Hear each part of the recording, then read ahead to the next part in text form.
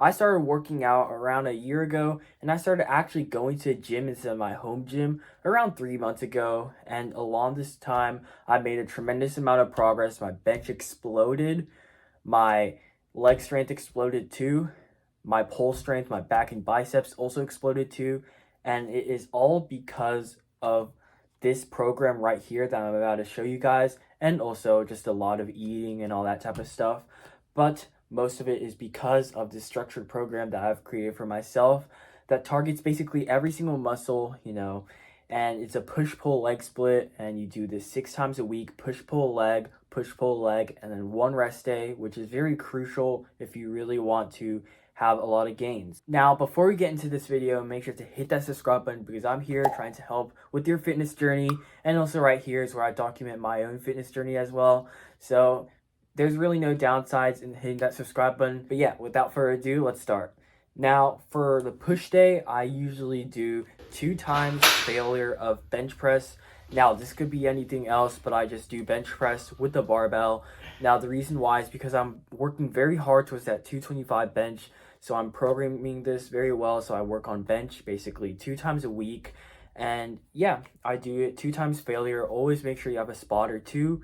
And yeah, the next one I have is incline dumbbell press. Now, this exercise targets your upper chest. My upper chest really needs some work right now, so I'm really focusing on incline dumbbell press. Sometimes I'll do an incline machine press, which is pretty good. And the next one I have is 2 times failure lateral raises. Now, I usually use cable, but dumbbells also work too. I personally prefer cable since they're better at going to failure. And the next one I have is 2 times of just 10 reps of overhead press. Now, this one, it trains your front delts, which is very great. It helps with your bench if you're trying to get to that 225 bench, or if you have any sort of other milestones that you're trying to work towards. But 2 times 10 overhead press, this helps your front delts pop. And the last exercise I have is 2 times failure of tricep extensions. Now, these basically just to grow your arm. Now, I wouldn't really recommend these since you already trained your triceps technically for 2 times for incline dumbbell press and bench press. But if you really want to grow your triceps, because they make up 2/3 of your arm, then feel free to do the tricep extensions. But I would generally not recommend it. I feel like my triceps have already been decent, so I've just been skipping that. Now, next up, we got pull day. We start out with lat pull downs. We have a vertical pull, which is very important, and I would do 2 times failure of lat pull downs. The next one is chest supported row. Now, this is a horizontal pull, which kind of trains a different muscle, I think. But yeah, chest supported row. I think this one is for the thickness, and if you do lat pull downs, which is a vertical pull, I'm pretty sure that is for a V taper look. And yeah, I'd recommend 2 times failure for chest supported row too. And the next one is upper back row. Now, this one trains the upper back kind of right here. It's where you have your arms in not a hammer position, but like kind of like this. And then you pull like that, which kind of trains your upper back. I do that for like 2 reps of 8, and I wouldn't go to failure since the next one we have is 2 times failure of rear delts. It's kind of the muscle right here. It kind of gives you that pop too if you're kind of flexing. And the next one is 1 times failure of bicep curls.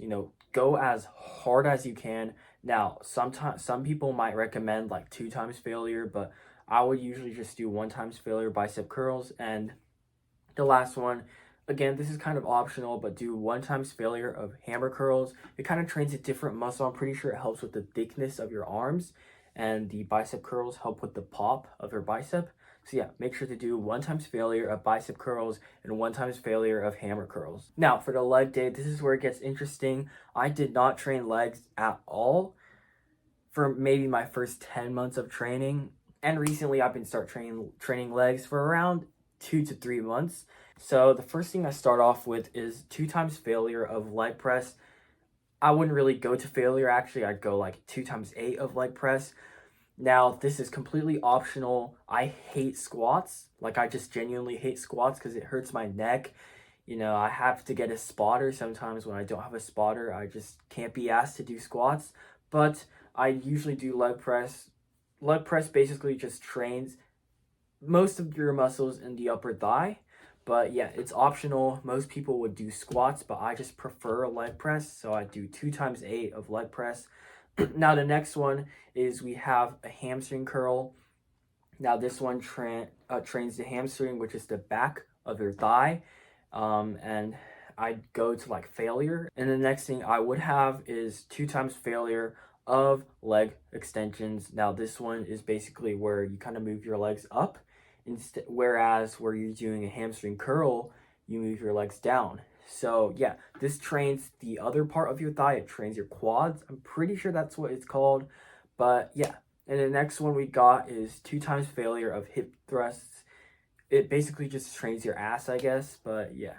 And the last one is just 2 times failure of calves.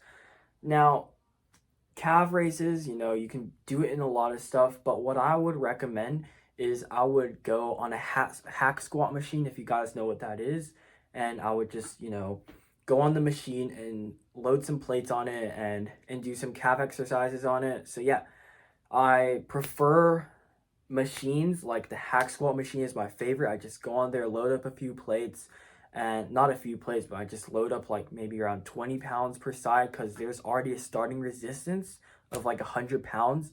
But I would just go under there, you know, and I would do my calf raises.